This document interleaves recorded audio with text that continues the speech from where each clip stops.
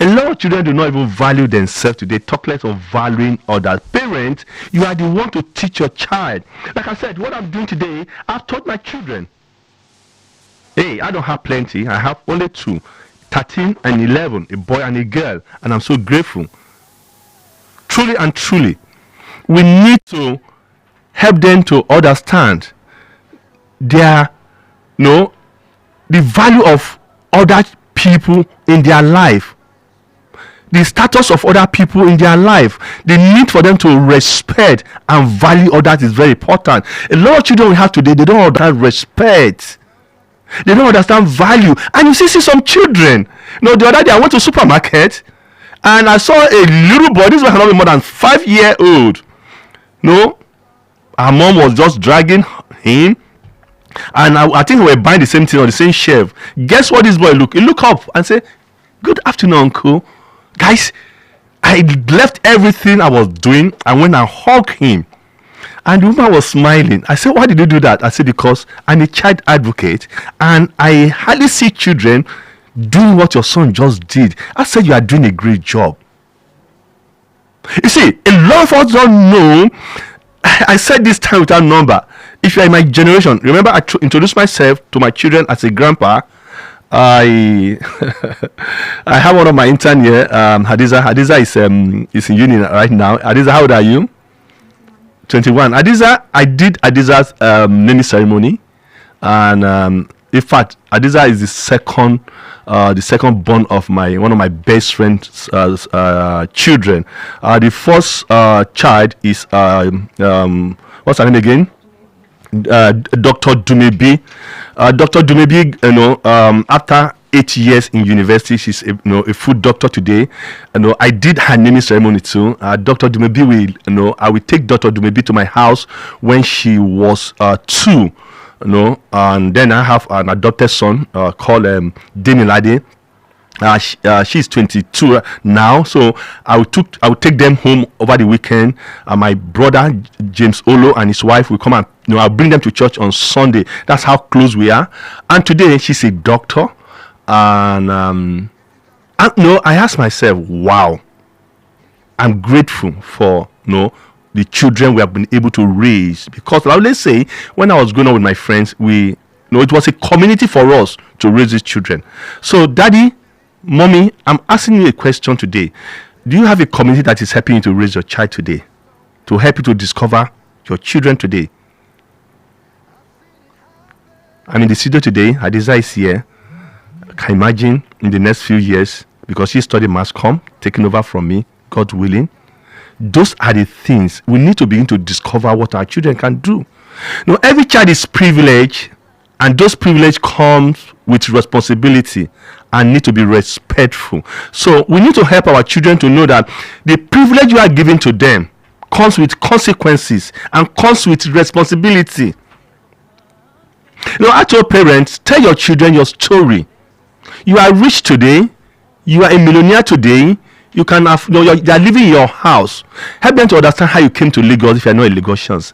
Help them to see how you became who you are. A lot of children today, they are so entitled because they felt that, okay, it is their responsibility. They must wake up and have a cup of tea. They must wake up in the afternoon, then have fried rice in the evening. You see, the children want to dictate to you what they want. No, it is not. And so I repeat it. Parent, listen to me this beautiful morning. Every child is privileged. And those privileges comes with responsibility. So a child, I want to eat fried rice, I want to have a coffee, I want to drink tea, I want to do all those things. You must know that it comes with responsibility. Excuse me. So please, let's really learn to help our children. Every child is called to lead and not just to follow. Have you been teaching your children the art of leadership? So they know where my children goes to. They take that leadership skill. They are not called upon before they say, I'm going to do it. You will see it in them. Every child have that leadership skill in them. But you as a father, you are the one to help them to discover it. Do you have a child that anytime things are going to be done, she's sitting in the back, Put the child out to come to the front. Help your children to understand that they are leaders. They are not leaders of tomorrow. They are leaders of today. Parents, you see, we shouldn't allow the economy. We shouldn't allow things, that is happening around us not to see the uniqueness of our children. That's some of your children today in your house. Maybe you have 3-4 kids. Maybe it's the most junior one. Is the one who is always coming to tell you something that needed to be done. Give them the opportunity to lead, if it's and help the senior ones too to understand that they need to lead. Any child that is always drawing back and you don't want to get involved, pull him to be part of the leadership skill. It's very important. Let them begin to start to lead from now. No, I can't do this show without always talking about myself, my family, because God prepared me for this role right from I never knew I'm going to be a communicator. Guys, remember I always tell you I was 40 when I went to study communication as in ND1. I was 40-year-old. I was already a grandpa. So you can understand what I'm talking about. So it's very important. Every child is called to lead and not just to follow. Let them know you should be there. The children should be there to be different. What do I mean by that? I'm going to take it again. Sharing this class with my children and teaching them practical skill of how to be there to be different. Let the children know that in their classroom, in the church, children's church, wherever they are with other children, they must be there to be different.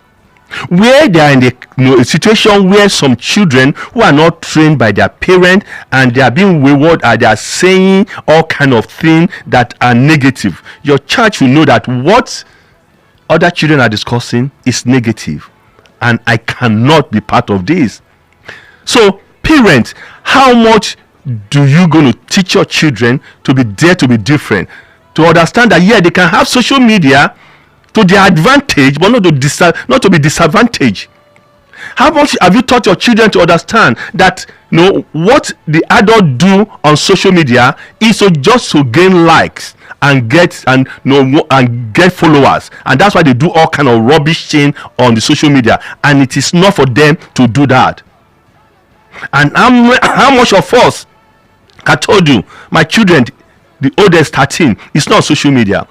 The highest social media is on WhatsApp, and that's his class WhatsApp. And the one that is 11 does not even have a phone until she finishes secondary school.